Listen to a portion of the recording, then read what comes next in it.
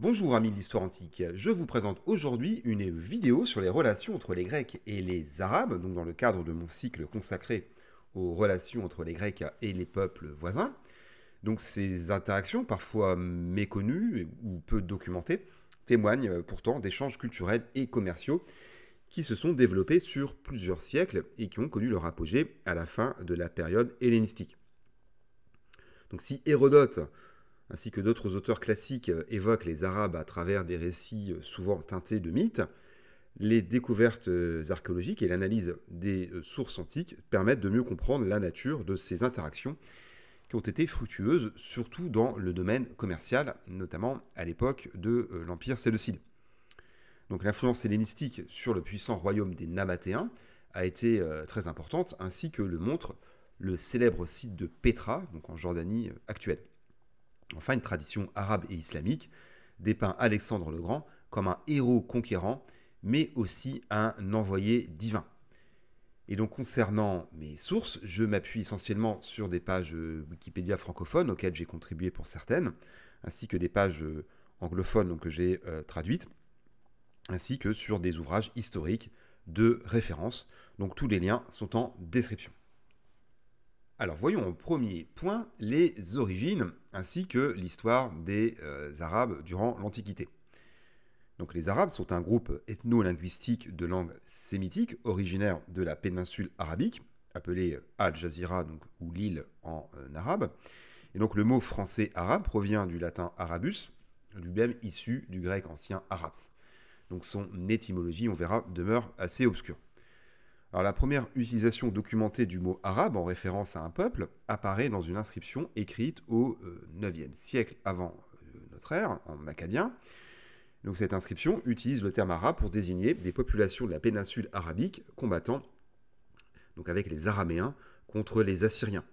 Donc c'est une tablette assyrienne, écrite en akkadien. Alors le récit arabe le plus populaire soutient que le mot arabe provient en fait d'un personnage nommé Yaroub, qui aurait été le premier à parler arabe. Alors des savants affirment également que les Arabes sont appelés garabes ou occidentaux par les Mésopotamiens, et donc ce qui aurait donné le mot arabe. Alors un autre point de vue affirme que le mot arabe est initialement appliqué aux habitants de la vallée d'Araba, donc qui est située au sud de la mer Morte, dans le désert du Negev, donc dans l'actuel État d'Israël. Alors, dans l'étymologie biblique, le mot arabe, donc en hébreu arvi, vient de l'origine désertique des Bédouins, sachant que arava signifie désert. Enfin, la racine RB, sachant qu'il n'y a pas les voyelles dans l'alphabet sémitique, possède plusieurs significations dans les langues sémitiques, notamment ouest, coucher du soleil, désert ou marchand. Donc tous ces termes avec des degrés divers, une certaine pertinence dans l'explication du mot. Alors dans le Coran, le terme est mentionné pour faire référence uniquement aux habitants de Médine. Alors, la plus ancienne indication connue d'une identité nationale arabe est une inscription écrite dans une forme archaïque d'arabe en 328, donc avant Jésus-Christ, en alphabet nabatéen. Donc inscription qui fait référence à un dénommé donc Imrou al-Kaïs comme roi de tous les Arabes. Alors Hérodote note la présence d'Arabes dans le Sinaï, au sud de la Palestine, ainsi qu'au sud de l'Arabie. Et d'autres historiens grecs, comme Agatharchide, Diodore et Strabon, mentionnent des Arabes vivant en Mésopotamie le long de l'Euphrate, en Égypte, donc dans le Sinaï et le long de la mer Rouge, dans le sud de la Jordanie, donc dans la future Nabatène, dans la steppe syrienne, et enfin dans l'est de l'Arabie, autour de Guéra. Alors, à voir que le terme bédouin est lui issu d'un terme arabe qui signifie donc habitant des campagnes, et donc qui désigne des nomades arabes vivant de l'élevage, donc à l'époque au centre et au nord de la péninsule arabique. Et donc ces bédouins sont appelés par les Grecs les Arabes de la tente, ce qui a donné donc en grec Sarakénoi, d'où provient le terme sarrasin. Alors, la péninsule arabique est considérée par de nombreux chercheurs comme le berceau des langues sémitiques, et elle voit s'épanouir dès le 3e millénaire des civilisations assez avancées, comme celle de Dilmun en Arabie orientale et celle de Magan, donc dans l'actuel sultanat d'Oman. Alors, ces civilisations jouent un rôle clé dans les échanges commerciaux entre la Mésopotamie, l'Indus et l'Égypte. Et donc, on l'a vu, au IXe siècle, les Arabes sont mentionnés comme un groupe distinct dans les sources assyriennes. Alors, à voir que les Arabes n'ont jamais été soumis clairement à l'empire perse achéménide, donc qui émerge au milieu du VIe siècle, mais ils ont été leurs fidèles alliés. Donc, ils leur payent tribut et offrent notamment un passage à Cambyse pour entrer en Égypte.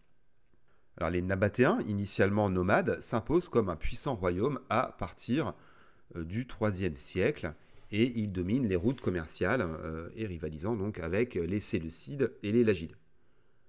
Alors, sous les rois Obodas Ier et Arétas III, ils étendent notablement leur influence jusqu'en Syrie et en Mésopotamie et contrôlent Damas et Pétra, centre de leur prospérité. Parallèlement, d'autres royaumes arabes émergent et Atra, donc en haute Mésopotamie, devient un centre religieux et commercial important. Alors, on va voir aussi que Palmyre, fondée donc, par des tribus arabes, joue un rôle majeur dans le commerce caravanier entre l'Orient et l'Occident, donc Palmyre qui est en Syrie actuelle, et donc son apogée est atteint sous Odénate, qui, en unifiant les tribus arabes, établit un éphémère royaume de Palmyre, avant la chute de sa veuve Zénobie, face à l'empereur Aurélien en 272 après Jésus-Christ. Ainsi, les Arabes, longtemps perçus comme un peuple uniquement nomade, se sont en fait imposés dans l'Antiquité comme des acteurs majeurs du commerce et de la politique du Proche-Orient.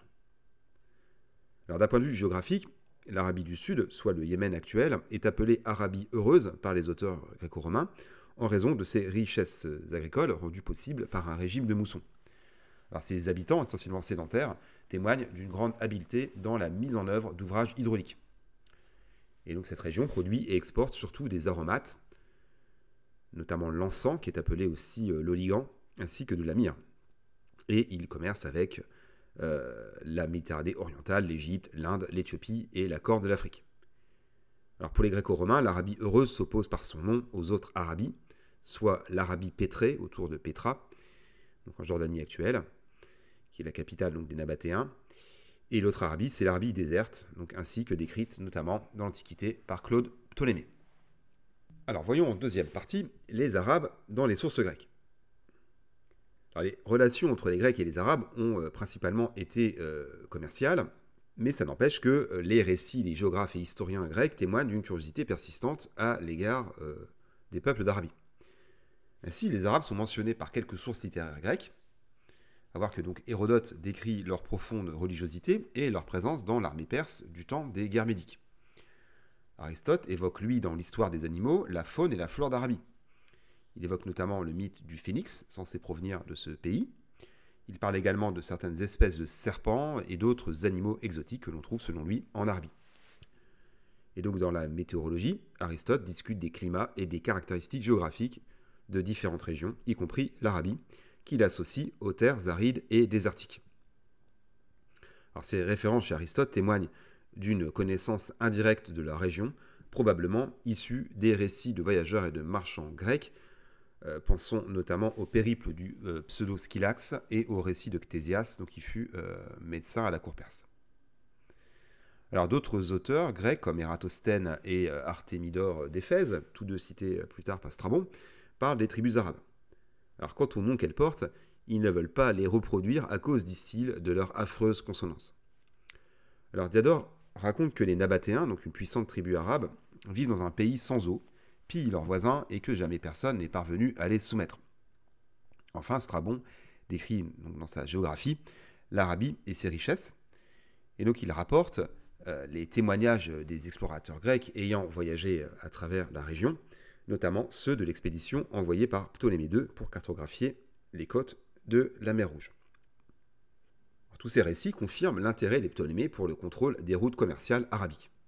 Alors à voir qu'au livre 3 de ces histoires, Hérodote mentionne que les Arabes payent tribut au grand roi Darius et qu'ils fournissent aux Achéménides de l'encens ainsi que d'autres aromates précieux. Et lors de sa marche contre l'Égypte, Cambyse obtient d'un roi arabe le droit de passer par ses terres afin d'éviter à son armée de traverser un désert aride. Alors, une tradition issue d'Hérodote, qui est évoquée bien plus tard par Voltaire dans Dieu et les hommes, prétend que les Arabes vénèrent Aphrodite ou Rihanna, donc sous le nom d'Alilat, associée à la lune, donc qui est en fait l'Aphrodite céleste, fille d'Ouranos, et qu'il vénère également Dionysos sous le nom d'Urotale, qui est lui associé au soleil. Alors, il existe effectivement une déesse pré-islamique appelée Alat, donc associée à la féminité et à la fécondité. Alors, son nom serait une contraction de Al-Latan, qui signifie déesse, et qu'on peut donc rapprocher d'Allah. Alors, elle est, avec Manat et Usa, l'une des divinités les plus vénérées dans l'Arabie pré-islamique. Et sa statue figure à l'époque dans la Kaaba. Et il est écrit dans le livre des idoles, donc qui est composé vers le 9e siècle de notre ère, que les Arabes pré-islamiques considèrent ces trois divinités comme les filles du dieu. Alors ce dieu est probablement Hubal, principale divinité de la Kaaba pré-islamique. Alors Alat est vénéré à travers un vaste territoire allant de Palmyre à Pétra jusqu'au Hedjaz sur les rives de la mer Rouge. Alors quant au culte de Dionysos, il pourrait s'être diffusé anciennement en Arabie. Ainsi, selon une tradition, Alexandre aurait envoyé un message aux habitants de Sanaa, donc au Yémen actuel, pour proclamer qu'il a accompli autant que Dionysos et qu'il souhaite être vénéré à l'égal du dieu. Alors ce Dionysos arabe, qu'Hérodote appelle Urotale, serait en fait né en Égypte. Il aurait été élevé en Arabie, près du mont Sinaï, et aurait traversé la mer Rouge à pied sec avec son armée en direction de l'Inde. Et donc il aurait accompli des prodiges rappelant ceux de Moïse. Faire jaillir une source, donc ici de vin, arrêter la course du soleil et de la lune, et rayonner de lumière. Alors, Hérodote insiste également sur les passations de serment chez les Arabes. Ainsi, quand deux contractants veulent sceller un contrat, un médiateur leur fait à tous deux une incision avec une pierre tranchante sur la paume de la main. Il prend ensuite un morceau de l'habit de chacun, le trempe dans leur sang et en frotte 7 pierres placées au milieu d'eux.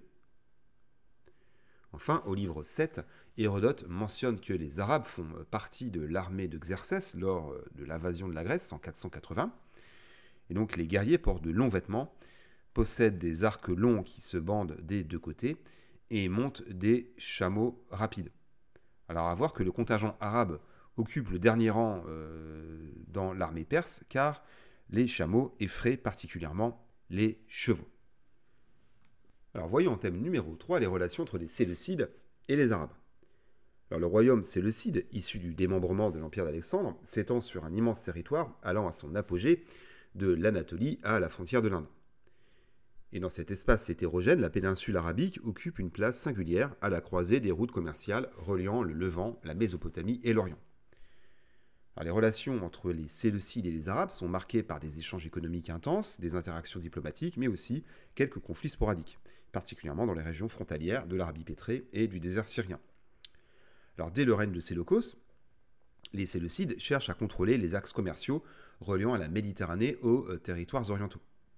En effet, l'Arabie joue un rôle central dans ces échanges en raison de son monopole sur le commerce des aromates, de l'encens et des épices, produits hautement prisés dans le monde hellénistique. L'Arabie pétrée et les territoires du nord de la péninsule, peuplés de tribus arabes semi-sédentaires ou nomades, constituent une zone d'intérêt stratégique. Alors, les Séleucides tentent d'y imposer leur influence en nouant des alliances avec certaines tribus, tout en développant un réseau de garnisons et de postes commerciaux pour sécuriser les routes caravanières. Alors, la Mésopotamie, région centrale de leur empire, dépend alors largement du commerce traversant l'Arabie pour l'approvisionnement en biens précieux. Alors, à l'instar d'Alexandre, les Séleucides nourrissent le rêve d'une conquête de l'Arabie heureuse, réputée pour ses richesses en encens et en métaux précieux. Et donc plusieurs rois séleucides lancent des expéditions vers l'Arabie. Ainsi, en 218, Antiochos III envahit la région limitrophe avec les Arabes, et dans son périple le long de la mer Rouge, il enrôle 10 000 fantassins arabes. Sauf qu'à la bataille de Raphia, donc en 217, ces derniers sont sévèrement battus par les mercenaires grecs au service de Ptolémée IV. Puis, à la fin de son anabase en Asie, Antiochos III entreprend, en 205, une expédition en Arabie, comme l'a souhaité avant lui Alexandre. Et donc il embarque pour l'Arabie par bateau depuis la Perside, probablement depuis le port d'Antioche de Perside, dont la localisation reste incertaine, sachant que le gros de son armée aurait marché vers l'Arabie au départ de Babylone. Et donc il parvient à Gera, sur la côte ouest du golfe Persique, qui est alors un important port commercial dont le négoce profite davantage à l'époque aux Lagides qu'aux Séleucides.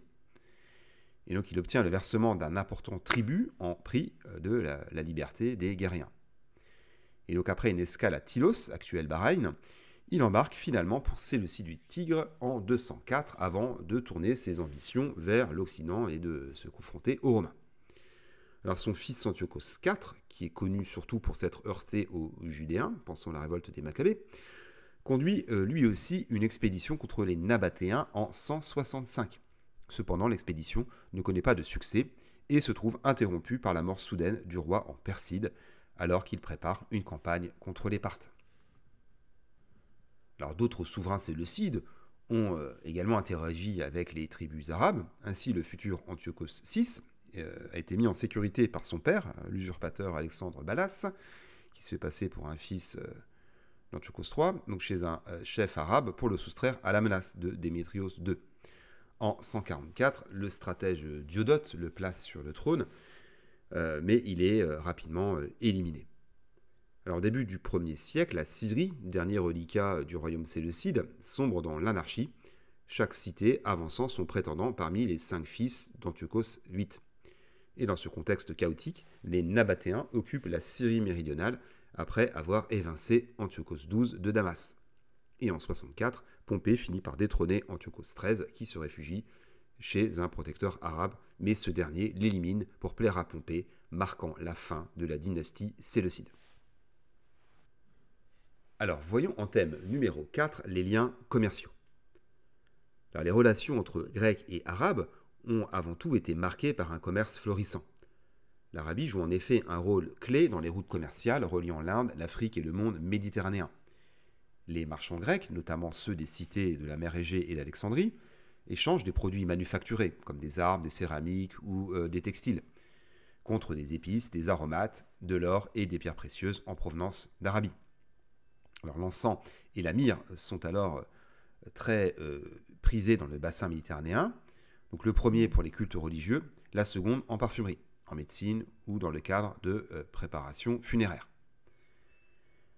Alors les ports de la mer Rouge et du golfe Persique servent alors de plaque tournante pour ces échanges. Alors, les historiens contemporains évoquent le fait qu'Alexandre manifeste l'ambition de s'aventurer en Arabie afin de s'assurer la liaison entre la Babylonie, l'Égypte et l'Inde. Donc, quand je parle d'historiens contemporains d'Alexandre. Donc la question qui se pose est de savoir si Alexandre a deux projets distincts. La conquête de la Méditerranée occidentale d'une part, et le contrôle des côtes de l'Arabie et de la mer Rouge d'autre part, ou s'il ne s'agit que d'un seul et même projet, à savoir relier Alexandrie du Tigre à Alexandrie, puis de là poursuivre vers Carthage et la Sicile. Et donc du temps de l'Empire séleucide, une route maritime longe la partie arabe du golfe Persique. Elle est complétée par une route terrestre qui borde la même côte sous le contrôle des tribus arabes, dont les Guéréens, on l'a vu donc autour de Guéra sur le golfe Persique. Alors, la situation stratégique de l'Arabie explique donc qu'Antiochos III ait mené une expédition contre Guéra en 205. Alors, les ambitions militaires des Séleucides en Arabie sont restées limitées, mais les relations commerciales avec les tribus arabes revêtent une importance cruciale pour les Séleucides. En effet, les marchands arabes servent d'intermédiaires dans le commerce entre l'Empire séleucide et les régions méridionales de la péninsule arabique, acheminant des produits exotiques jusqu'au marché de Séleucie du Tigre, de Doura Oropos et d'Antioche. En retour, les Arabes obtiennent des produits manufacturés grecs. Ainsi, les plus anciennes productions retrouvées sur le territoire nabatéen sont d'origine grecque et remontent au IIIe siècle. Il s'agit d'amphores en provenance de Rhodes et de Cnide, de céramiques et de lampes probablement originaires de Grèce, ainsi que de bois moulés à relief produits en Anatolie. Et donc toutes ces productions ont probablement atteint la Nabathène depuis la côte méditerranéenne en étant acheminées depuis le port de Gaza. Alors au fil des siècles, la provenance des productions retrouvées en Nabathène se diversifie avec des objets venant de Chypre et d'Italie. Alors, par ailleurs, les Séleucides tentent d'établir des colonies militaires dans les régions frontalières afin de contrôler les routes menant à l'Arabie. Ces fondations jouent un rôle important dans la diffusion du mode de vie grec auprès des élites arabes, qui adoptent parfois la langue et certains aspects des institutions hellénistiques. Et donc à travers toutes ces interactions, l'Arabie s'avère un espace stratégique essentiel pour l'économie et la politique du royaume séleucide, sans jamais être pleinement intégré à l'Empire. Alors voyons en thème numéro 5, le royaume nabatéen. Alors avec l'essor des royaumes hellénistiques, les Arabes commencent à être intégrés à l'univers grec. Les Nabatéens, un peuple arabe reconnu pour sa maîtrise du commerce autour de leur capitale Pétra, jouent un rôle essentiel dans ces échanges en développant une culture originale mêlant influences grecques et traditions arabes. Les auteurs grecs et latins mentionnent leur royaume sous le nom d'Arabie, tandis que Flavius Joseph utilise plutôt celui de Nabatène. Les inscriptions grecques retrouvées sur les monuments nabatéens, l'architecture inspirée du style hellénistique et l'adoption du grec comme langue administrative montrent à quel point les influences grecques ont été intégrées par cette civilisation arabe florissante. Alors vers le 5e siècle, les Nabatéens, à l'origine d'une tribu de pillards, se substituent aux Édomites, un peuple sémitique, et fondent un royaume avec pour capitale Pétra, au sud de la mer Morte, donc en Jordanie actuelle. Ils écrivent en araméen, mais utilisent également le grec pour l'épigraphie. Ils vénèrent des divinités traditionnelles arabiques, notamment du Sarès. Et après la chute des Séleucides, donc au milieu du 1er siècle avant notre ère, les Nabatéens parviennent à étendre leur territoire en Syrie jusqu'à la région de Damas. Et après donc, la chute de Cléopâtre VII face à Octave, les Nabatéens passent sous le giron romain. Et à la suite de l'intervention de Pompée en 64, le royaume nabatéen devient un État client de Rome, tout en conservant une large autonomie. Alors, le commerce se fait alors sur les pistes venant du sud de l'Arabie, en transitant par des points d'eau et des oasis. Alors, les Nabatéens font principalement commerce des produits de l'Arabie heureuse en direction de la Syrie et de l'Empire romain, mais aussi vers les pays situés à l'est de l'Euphrate. Et ils connaissent leur apogée sous le roi Arétas IV, donc qui règne de 9 avant Jésus-Christ jusqu'à 40 après Jésus-Christ. Et en 106 de notre ère, Trajan annexe, sans heurts majeurs, le royaume nabatéen à l'Empire romain, créant la province d'Arabie, dont le monopole commercial et la culture finissent par disparaître. Alors voyons en thème numéro 6, Pétra la grecque. Alors, la capitale des Nabatéens, dont les monuments grandioses sont taillés à même la roche, est une merveille de l'archéologie antique. Alors son nom signifie le rocher en grec, et son nom sémitique, donc grechem, qui signifie bariolé ou multicolore, évoque les déclinaisons de couleurs visibles à la surface de la roche. Alors la ville, qui n'est pas qu'une simple nécropole comme longtemps cru, a été construite au 1er siècle avant Jésus-Christ, avec une forte influence hellénistique. Et donc elle atteint rapidement une population de 25 000 habitants pour devenir un centre administratif et commercial. Et donc située dans un amphithéâtre naturel, ça lui permet donc d'assurer une défense et un approvisionnement en eau assez facile. Et donc elle possède toutes les caractéristiques urbaines grecques, à savoir une grande rue reliant les différents quartiers et bordée de portiques, un théâtre inspiré du modèle grec, des quartiers organisés autour d'espaces publics, des temples avec une façade à colonnes et un accès monumental, enfin des tombes monumentales. Alors, les monnaies nabatéennes frappées à Pétra montrent des influences hellénistiques avec des inscriptions en grec et des représentations inspirées des souverains hellénistiques. Alors, même si l'araméen demeure la langue principale des Nabatéens, le grec est utilisé dans les inscriptions officielles, les monnaies et l'administration. Alors, le principal monument de Pétra est la Casnée, ou trésor en arabe, rendu mondialement célèbre par le film Indiana Jones et la dernière croisade. Alors, ce bâtiment est un tombeau de type hypogée, dont l'imposante façade est taillée dans le grès. Alors, il est probablement le tombeau du roi Arétas IV, mort en 40. Alors, la façade monumentale est inspirée des temples hellénistiques, avec des colonnes corinthiennes aux chapiteaux ornés d'acanthes, caractéristique de l'architecture grecque tardive. Alors, ce style est alors largement diffusé dans le monde hellénistique, notamment dans les royaumes séleucides et ptolémaïques. Alors, les cavaliers entourant la porte sont identifiés aux Dioscures, donc Castor et Pollux, protecteurs des voyageurs.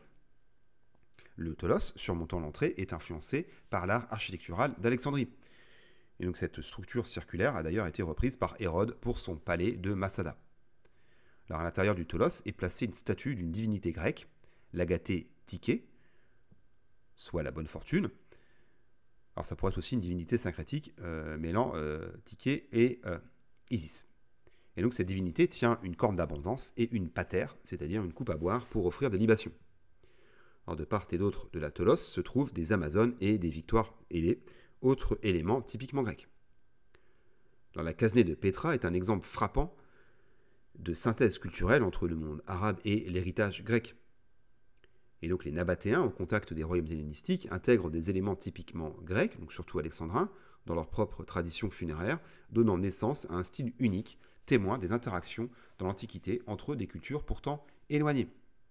Et cette fusion culturelle donne naissance à un style unique propre aux Nabatéens, qui ont su adapter l'influence grecque à leur environnement désertique et à leur tradition ancestrale.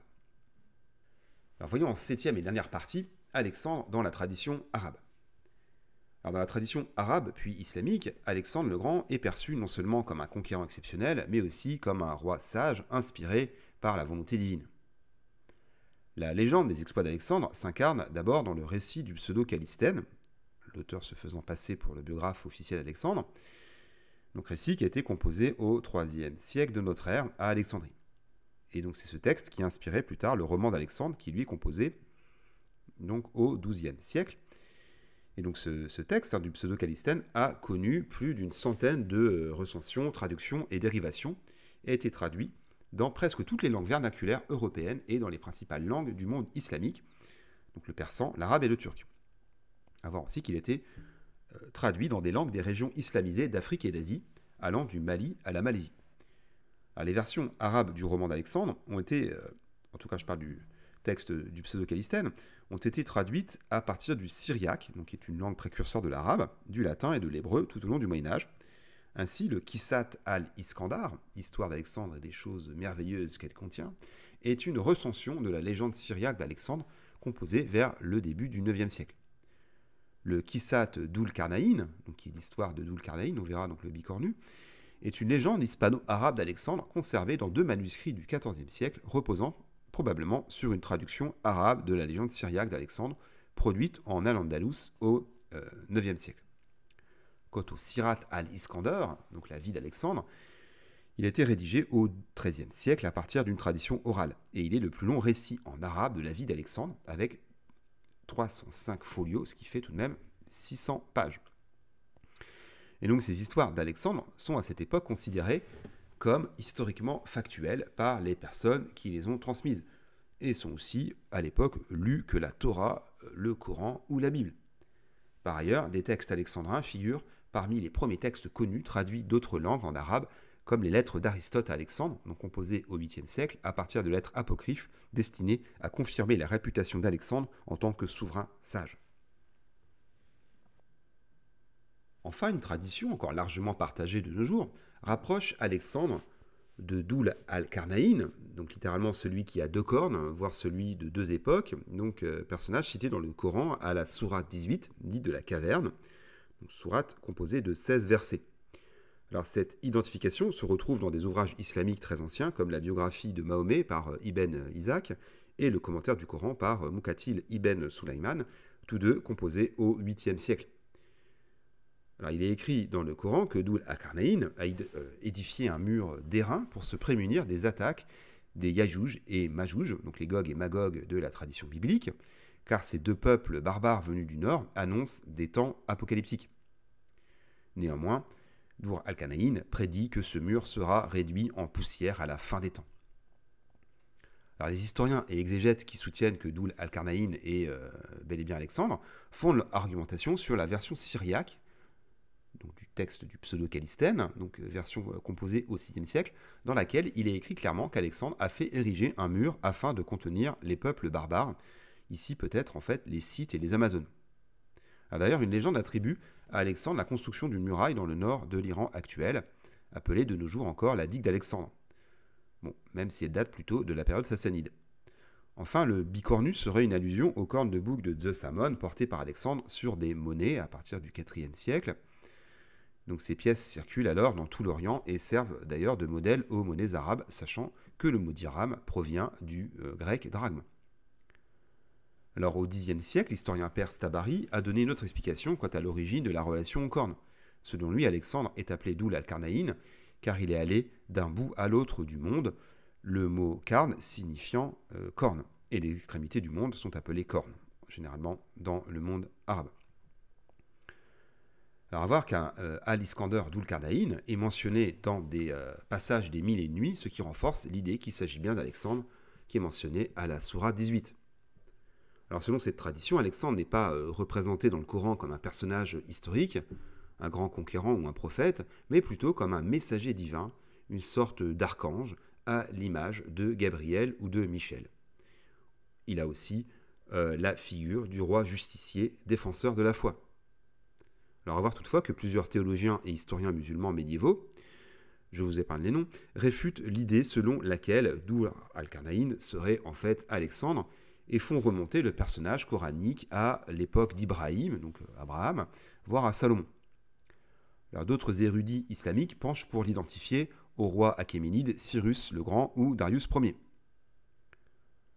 Alors une majorité des exégètes considèrent, quoi qu'il en soit, que le mystère du personnage est volontaire dans le Coran, alors que la sourate 18 expose des histoires sans précision de temporalité, de nom ou de localité. Finalement, les traditions arabes médiévales, notamment à travers les traductions des différentes versions du roman d'Alexandre, l'ont intégré dans un cadre mythifié, le dépeignant parfois sous un jour messianique, voire même prophétique.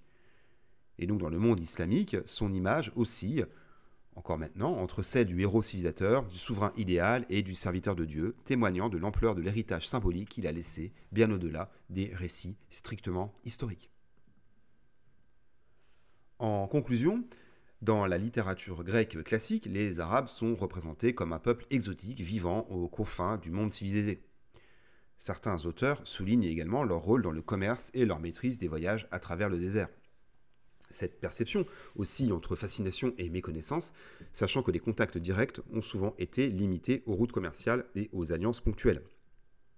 L'absence d'une conquête grecque durable de l'Arabie a maintenu une certaine distance entre les deux mondes, bien que leurs interactions soient indéniables. Les Nabatéens incarnent cette rencontre entre l'hellénisme et la tradition arabe. Et ces relations, bien que complexes et parfois conflictuelles, contribuent à façonner un espace de contact entre le monde grec et les civilisations arabes, dont l'héritage a perduré au-delà de la période hellénistique. Ainsi se termine cette vidéo, j'espère qu'elle vous a intéressé. Merci pour vos vues, vos likes et vos commentaires, et je vous dis à bientôt pour d'autres découvertes.